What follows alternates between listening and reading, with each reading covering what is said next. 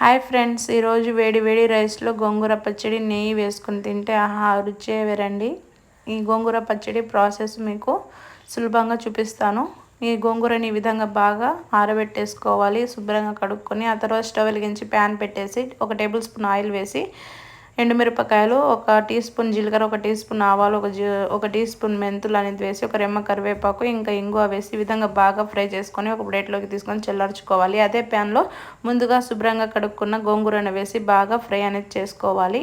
ఈ చల్లారిపోయాక ఒక జార్లో తీసుకుని ఈ విధంగా సాల్ట్ వేసి గ్రైండ్ చేసుకొని పక్కన పెట్టేసుకోవాలి. ఈ విధంగా గోంగూర ఉడుకుతూ ఉంటుంది.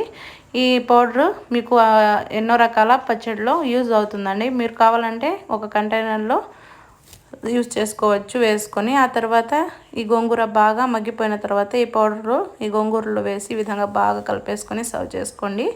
లైక్ కొట్టి సబ్స్క్రైబ్ చేసుకోండి. థ్యాంక్స్.